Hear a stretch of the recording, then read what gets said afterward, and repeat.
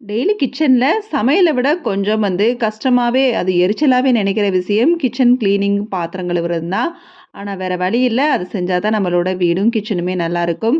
அதுவும் நம்மளோட grocery பாட்டில்ஸ்லாம் once தீர்ந்துச்சுனாலே உடனே வாஷ் பண்ணிட்டு தான் அடுத்தத ரீஃபில் பண்ணணும். அந்த மாரி பண்ணிட்டாலே கிராசரி ரேக் ரொம்பவே கிளீன்டா இருக்கும். ஸோ ரீஃபில் பண்றதெல்லாம் பண்ணிட்டு, அப்படியே சமையல் வேலைய ஸ்டார்ட் பண்ணியாச்சு.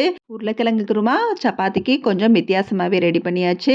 ஒரு பேன்ல எண்ணெய் ஊத்தி, கொஞ்சமா வெங்காயம், பூண்டு, இஞ்சி, 2 பச்சை மிளகாய் காரத்துக்கு அதோட கொஞ்சம் சோம்பு, கசகசா சேர்த்து ஒரு 2 நிமிஷம் வதக்கி விட்டுட்டு, ஸ்டவ் ஆஃப் பண்ணிட்டு கொஞ்சமா மல்லித்தூள் சேர்த்துக்கங்க. இப்போ ஒரு குக்கர்ல எண்ணெய் ஊத்தி பட்டை, கிராம்பு, அன்னாச்சிப்பூ, பெரிய வெங்காயம், தக்காளி சேர்த்து நல்லா வதக்கி விட்டு வதங்குற நேரத்துல வதக்கி வச்ச மசாலா, தேங்காவோட சேர்த்து நல்லா அரைச்சிட்டு, இப்போ குக்கர்ல உருளைக்கிழங்கும், மஞ்சள் பொடியும் சேர்த்துருக்கு. தேவையான அளவு உப்பு போட்டு அரைச்சு வச்ச மசாலாவையும் சேர்த்து தேவையான அளவு தண்ணி சேர்த்து 5 விசில் விட்டு இறக்கிட்டோம்னா சூப்பரான உருளைக்கிழங்கு குருமா ரெடி.